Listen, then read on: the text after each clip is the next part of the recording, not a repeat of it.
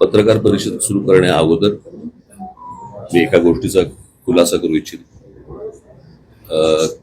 काल एक आपले खेळाडू गावीत हे काल येऊन गेले, तुमच्याकडे बातम्या मी पाहिल्या. त्यातला सर्वात महत्वाचा भाग म्हणजे एक तर त्यांना कोणी बोलवलं होतं हे मला माहित नाही, ते आलेत हेही मला कोणी सांगितलं नाही. त्याच्यामुळे ते आलेत आणि मी भेटणार नाही असं का करीन मी? त्याच्यामुळे मला माहितीच नसलेल्या गोष्टीवरती त्या बातम्या आल्या. त्यांचाही काही गैरसमज झाला की ते 2 तास थांबले आणि मी त्यांना भेटलो नाही, परंतु मला माहितीच नव्हतं. मला कोणी सांगितलंच नाही की ते आलेत म्हणून. मला जर कोणी सांगितलं असतं मी निश्चित त्यांना नक्कीच भेटलो असतो. परंतु त्यांना कोणी बोलवलं आणि मला का कोणी सांगितलं नाही या गोष्टी सगळ्या बाजूला सोडा आपण. परंतु भेट नाही झाली त्याच्याबद्दल ते नाराज झाले, त्याच्याबद्दल मी दिलगिरी व्यक्त करतो. ते मला असं वाटतं दिल्लीला गेलेले आहेत आणि दिल्लीला जाऊन आल्यानंतर मी निश्चित त्यांची भेट घेईन आणि त्यांच्याशी मी निश्चित या गोष्टी बोलीन. तुमचाही काही संपर्क झाला तर मला असं वाटतं त्यांच्या कानावरती ही गोष्ट घाला की मलाच काही माहीत नव्हतं, त्याच्यामुळे भेटण्याचा न भेटण्याचा काही विषय येत नाही. बाकी काय विचारा आता काय. नाशिकमध्ये सध्या सिंहस्थ कुंभमेळा नाशिकवर सिंहस्थ कुंभमेळ्यावर सध्या फोकस आहे संपूर्ण प्रशासनाचं. आपल्या सत्ता काळामध्ये सिंहस्थ कुंभमेळा झालेला होता. आता आपण जी माहिती घेत आहे किंवा आपल्याला जे कळत आहे सिंहस्थाची कामं शहरभर सुरू आहे, काय इनपुट्स आहेत आणि काय नेमकी अपेक्षा आहे प्रशासनाची? मी तुम्हाला एक माझा अनुभव म्हणून तुम्हाला सांगतो की ज्या वेळेला मी 2 आतापर्यंत कुंभमेळे मी असताना इथे झालेत. एक 2003चा आणि एक 2015चा. 2003चा कोणाला आठवत पण नसेल, 2015 बद्दल आपण बोलू. 2015चा जो कुंभमेळा झाला त्यावेळेला जी काही नाशिकमध्ये जी काही कामं झाली आणि ज्या प्रकारे कुंभमेळा झाला, मला असं वाटतं की नाशिक शहराला देखील कळलं नव्हतं की कुठे काय कामं सुरू आहेत आणि काय कशा प्रकारची कामं सुरू आहेत. ती झाल्यानंतर सर्वांना दिसलं की कशा प्रकारचे रस्ते झालेत आणि काय झालंय वगैरे. आणि त्या कुंभमेळ्यातनं पैसे काढणं, त्यातनं काही अर्थकारण हा मुळात उद्देश नसल्यामुळे तो खूप सोप्या पद्धतीने चांगल्या पद्धतीने तो त्यावेळेला झाला. आत्ताचं जे मला दिसतंय ते मला काय मी ऐकलेत ज्या गोष्टी. काय रे बाबा तू कुठे होतास तू?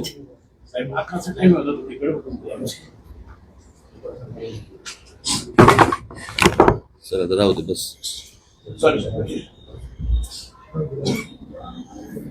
आता मी तुमच्याच माध्यमातून ज्या गोष्टी तुमच्या कानावरती येतात, संपूर्ण शहरामध्ये खड्डे पडलेले आहेत, काही गाड्या ट्रक बिग सगळे खड्ड्यामध्ये गेलेले आहेत, माणसं गेली आहेत त्याच्यामध्ये खास करून.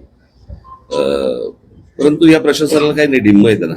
माणसं गेल्याचं यांना कुठचे काही सोयसूतक नाहीये आणि बस आपली त्या सगळ्या भागातनं म्हणजे त्या सगळ्या कामातनं कमिशन कशी मिळतील हाच फक्त एक सगळ्यात महत्वाचा भाग आहे. या कुंभमेळ्यासाठी मला कळले त्याप्रमाणे सगळे काही अनेक कॉन्ट्रॅक्टर्स हे गुजरात मधले आहेत. म्हणजे महाराष्ट्रामध्ये कॉन्ट्रॅक्टर जन्मालाच नाही आले असा भाग आहे. आणि वरून जे आदेश येतील त्याप्रमाणेच फक्त हे कुंभमेळे करायचे आणि महाराष्ट्रामधल्या एकूणच सगळ्या गोष्टी ह्या वरतून जे आदेश येतील त्याप्रमाणेच जर समजा हाताळायचे असतील तर त्यांना लख लाभो. दुर्दैव आहे, मला वाईट या गोष्टीचं वाटतं. इतकं सुंदर त्यावेळेला आम्ही नाशिक केलं होतं, त्याची सगळी दुर्दशा बघून वाईट वाटतं. म्हणजे ते बोटॅनिकल गार्डन असेल किंवा माननीय बाळासाहेबांच्या नावाने केलेलं म्युझियम असेल किंवा अनेक गोष्टी ज्या त्यावेळेला केल्या होत्या त्या सगळ्या गोष्टींची बस दुसऱ्याने केलंय म्हणून त्याची वाट लावायची. मला काल का परवाच मी हा प्रश्न विचारला की त्या स्मार्ट सिटीज काय झालं, त्या स्मार्ट सिटीचं कुठे गेलं? त्या स्मार्ट सिटी कुठच्याही देशातल्या कुठच्याही शहरामध्ये तुम्हाला काहीही दिसत नाहीये. सगळी शहरं बर्बाद होताना दिसत आहेत. आणि मला ज्या प्रकारे निवडणुका हाताळल्या जात आहेत त्याही खूप फ्रॉड पद्धतीनेच हाताळल्या जात आहेत हे लोकांनाही कळलंय, लोकांनाही माहिती आहेत ह्यांना मतदान कशा प्रकारचं होत आहे.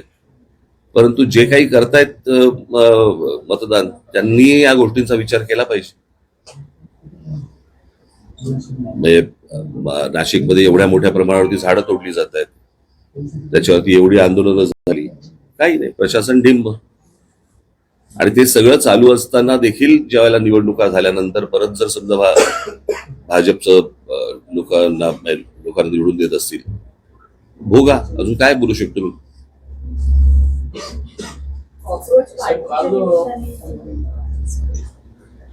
बोला. कॉक्रोच पार्टीच्या निमित्ताने जे देशभर दिसतंय वेगळा फोर्स दिसतोय तरुणांचा, त्याच्याकडे तुम्ही कसं बघता? नाही, कसं आहे, आता ह्या सगळ्या गोष्टींमध्ये हे शिक्षणामधल्या ज्या गोष्टी आहेत,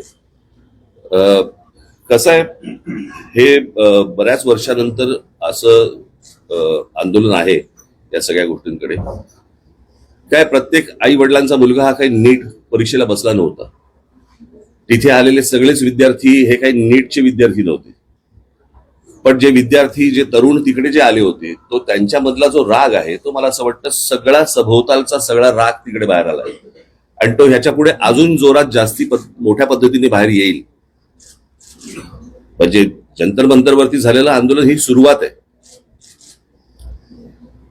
कळलं का? ते आता आंदोलन शांत आहे किंवा, परंतु राग, सरकारबद्दलचा राग ज्या वेळेला अशा प्रकारे बाहेर येतो, कारण हे आंदोलन घराघरात शिरलं.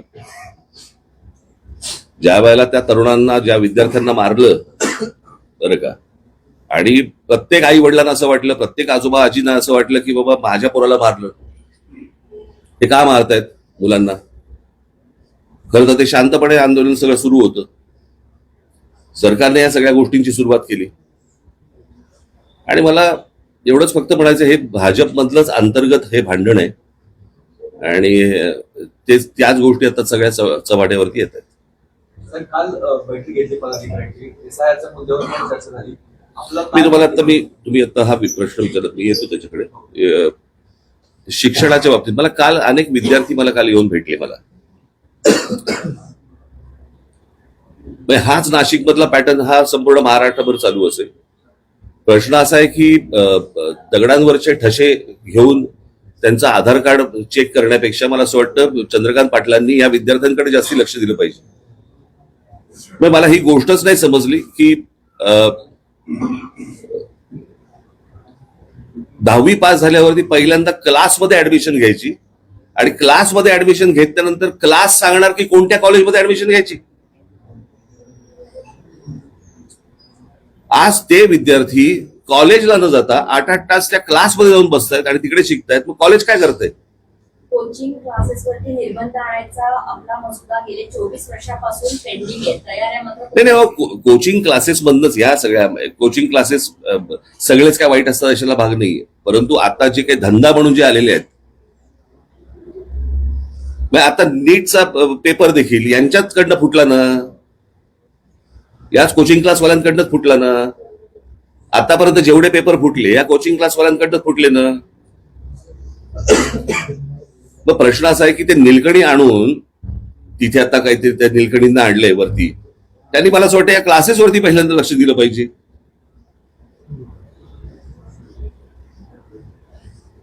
क्लासेस ठरवणार की विद्यार्थ्यांनी कोणत्या कॉलेजमध्ये जायचं, हे कुठची शिक्षण पद्धत?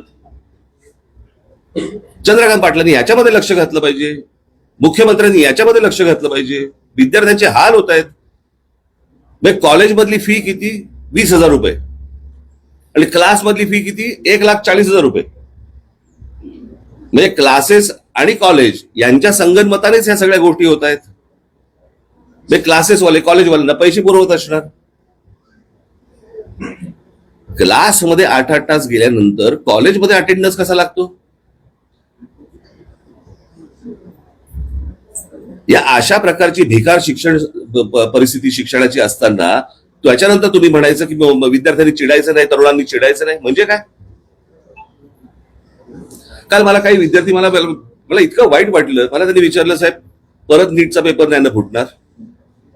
एवढी आज तिथे एक मुलगा, मला मी त्या मुलाचं नाव काल त्याचे घरचे येऊन गेले, ज्याने आत्महत्या केली, यश गोसावी.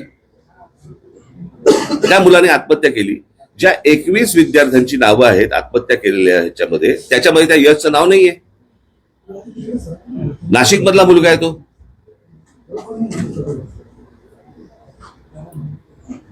प्रशासनाला हेही वाटत नाही की बाबा आता इथे कोण पालकमंत्री आहेत नाही आहेत मला माहिती नाही, पण एक नाशिक मधला मुलगा जो नीटच्या परीक्षेचा संपूर्ण तयारी करतोय, पेपर फुटल्यानंतर तो व्यथित होतो, निराश होतो आणि आत्महत्या करतो, आणि आत्महत्या केल्यानंतर त्या मुलाचं 21 मुलांची नावं येतात, 22वं नाव देता येत नाही तुम्हाला.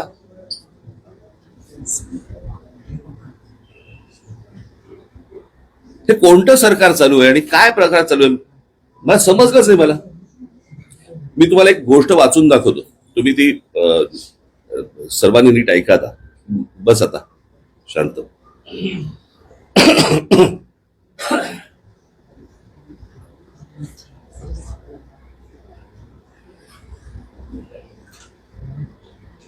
तुम्हाला वाटेल मी हा मगाचपासून मोबाईल का घेऊन बसतोय, मोबाईल मला कोणाची फोन येणार नाहीये, मला एक गोष्ट वाचायची म्हणून तुम्हाला ठेवलाय बरोबर.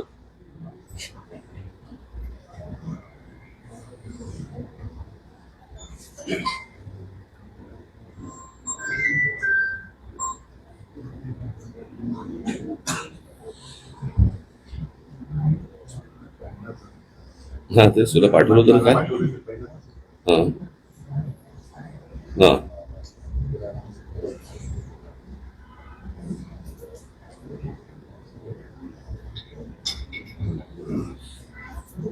हा एक लेख आलाय, मी तुम्हाला मुद्दा म्हणून वाचून दाखवतो. तुम्ही गप्प बसा रे आता. एक तर उशिरा येऊन कॅमेरा लावू नका तुम्ही, बाकीच्यांकडनं आउटपुट घ्या नंतर.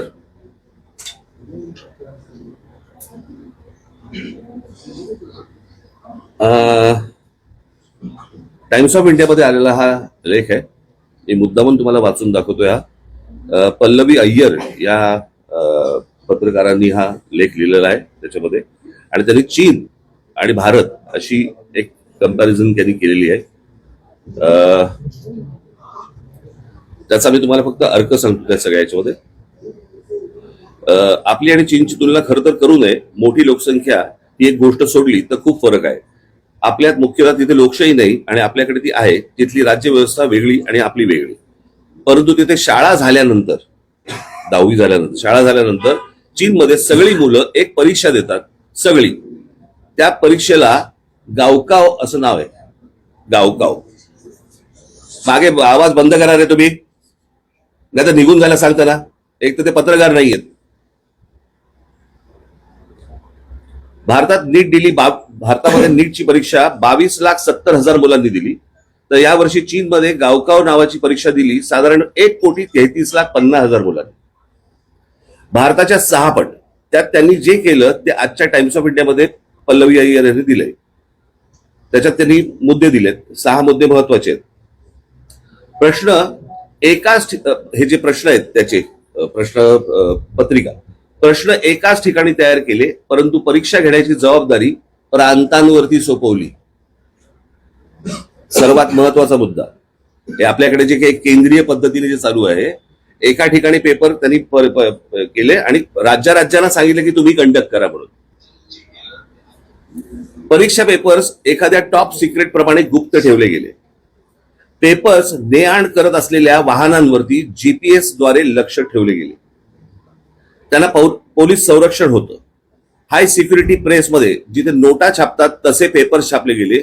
तितकीच सुरक्षा होती जिथे तिथला कचरा आणि ड्रेनेज व्यवस्थेवरती लक्ष होते. त्याच्यात कोणी बाहेर काढू देत पेपर वगैरे.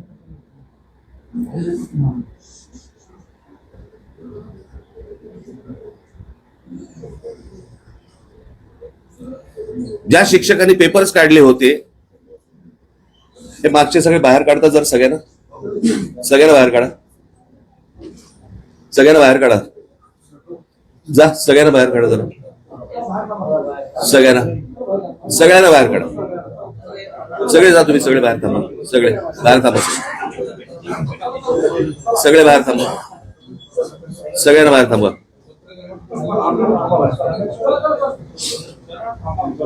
सगळ्यांना बाहेर थांबा, जा तुम्ही सगळे बाहेर थांबा, सगळे बाहेर थांबा, तुम्ही सगळ्यांना बाहेर थांबा, सगळ्यांना बाहेर थांबा, तुम्ही बाहेर जा सगळे.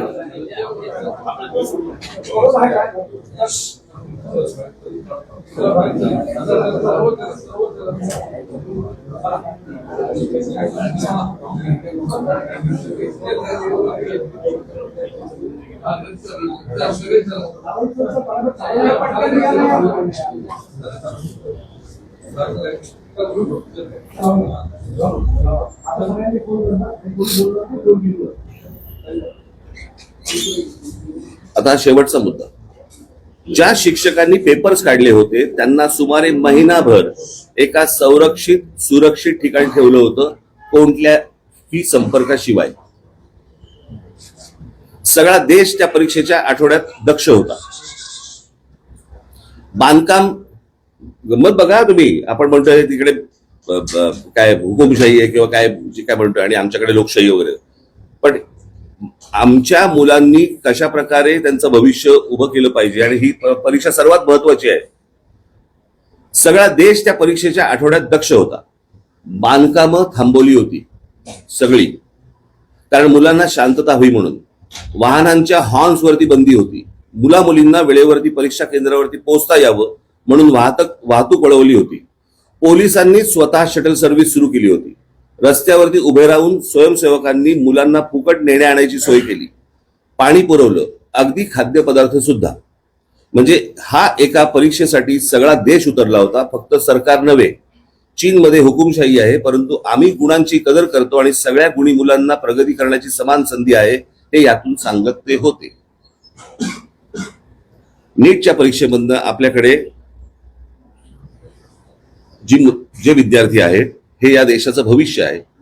इतर परीक्षा देणारे विद्यार्थी त्यांचं हे आपल्या देशाचे भविष्य आहे. त्या मुलांकडे कोणत्याच लक्ष नाही. दरवर्षी पेपर फुटतायत. म्हणजे हे नीटचं आंदोलन जेव्हा चालू होतं त्यावेळेला 2 पेपर फुटलेत. म्हणजे ह्या शिक्षण पद्धतीवरती जर समजा कोणाचंही लक्ष केंद्रित नसेल, कोणी त्या गोष्टीला गांभीर्याने घेत नसेल आणि त्याच्यानंतर तुम्ही म्हणाल मुलांनी चिडायचं नाही, मुलींनी चिडायचं नाही, तरुणांनी रागवायचं नाही, शिव्या द्यायच्या नाहीत, मग शिव्या द्यायचा अधिकार फक्त काय भाजपला आहे? लोकांच्या आया बहिणी काढण्याचा फक्त अधिकार भाजपला आहे? जर रास्त मागण्या करून पण जर समजा हे लक्ष देत नसतील, दुर्लक्ष करत असतील, काय करायचं लोकांनी?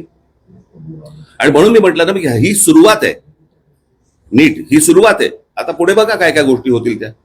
साहेब, एमपीएससीच्या दृष्टीने सुद्धा असंच झालं. ऑनलाईन की ऑफलाईन याच्या गोंधळातच अजूनही अडकलेले आहेत. ठोस असं धोरण त्यांचं ठरत नाहीये. मोठा गोंधळ. एक मिनिट जर थांबे, कोण आहे रे हे मोबाईल वरती? ते अजून बाहेर नाही गेले का? तर बाहेर थांबव ना सगळ्यांना. काय इथे त्यांचं काय काम आहे?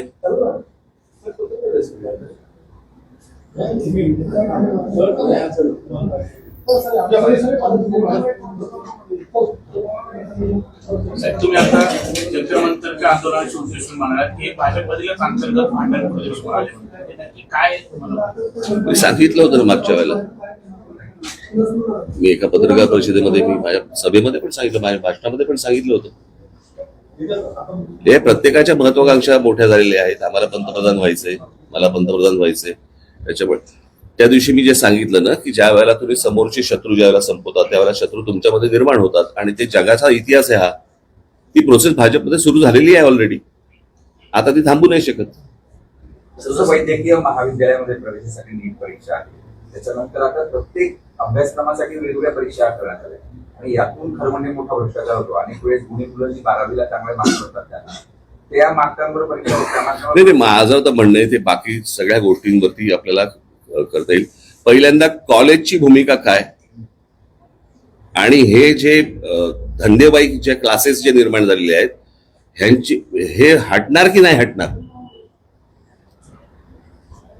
मला असं वाटतं सरकारचा कस पहिला इथे लागला पाहिजे.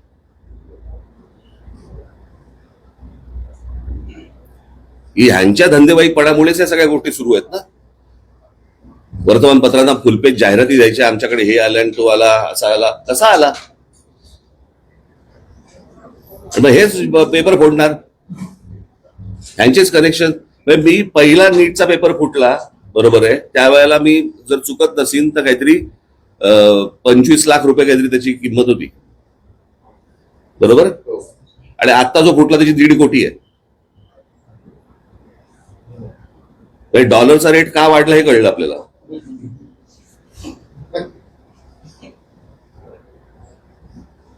आणि हे सगळ्या गोष्टी बाहेर येत आहेत, सगळ्या गोष्टी सगळ्यांना माहिती आहेत आणि कोणी कंट्रोल करत नाहीये. म्हणजे काय, सरकारमधले कोणी अडकलेत का त्याच्यामध्ये? लोक आहेत का कोणी ज्यांचा धंदा त्याच्यावरती अवलंबून आहे?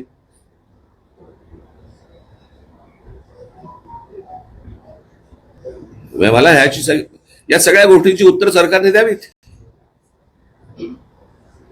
महाराष्ट्र लोकसेवा आयोगाच्या अनुषंगाने देखील अजूनही गोंधळ आहे.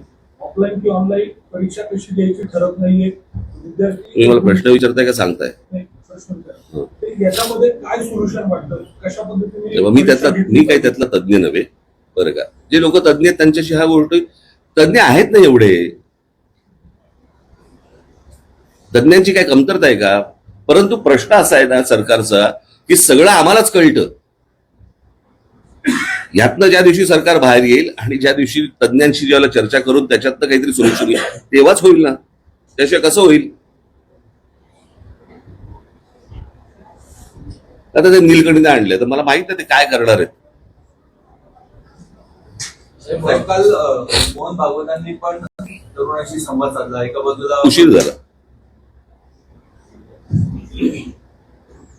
साहेब त्यांनी जैन सोबत संवाद साधला मोहन भागवत आणि ते म्हटलं की डोळे दाखवून उशीर झाला.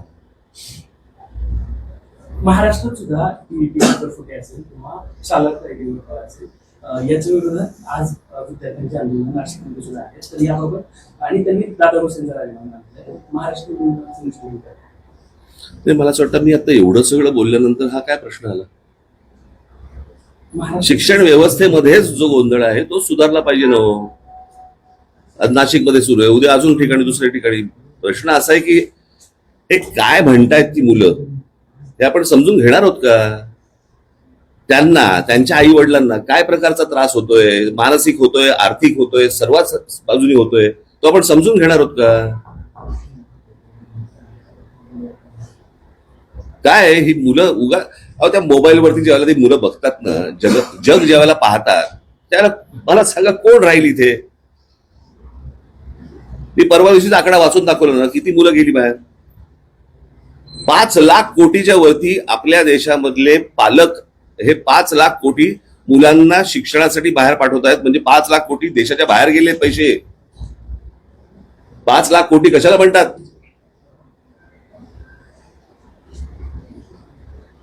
या विद्यार्थ्यांचं काय म्हणजे याचं काय? इथे सरकारमध्ये असलेल्या मंत्र्यांची मुलं बाहेर शिकतायत.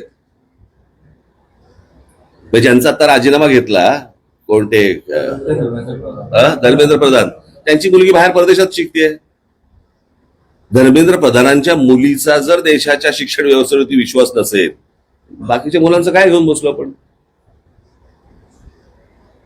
आम्ही देशाच्या पंतप्रधानांबरोबर आहोत असं सांगणारे आता होर्डिंग लावले जाते. आता काही इथे भाजप देशभरात ते कॅम्पेनिंग राबवलं जाते. प्रश्न असा आहे, होर्डिंगमुळे कोणी बरोबर येत नाही हो.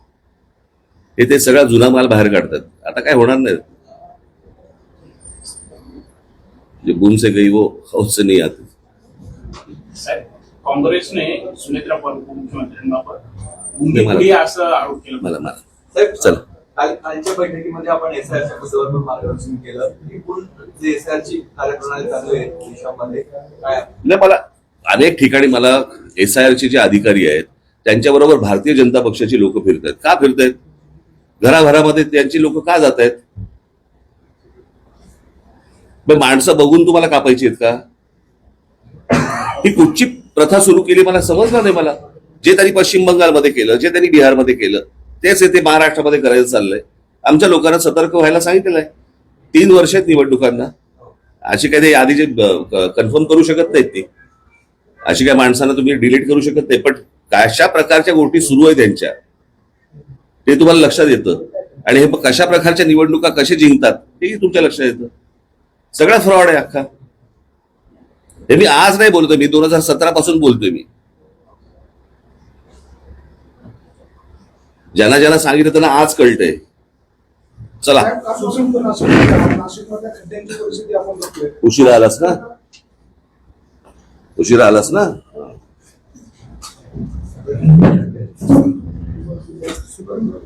चला भेटतो. कशा बरोबर.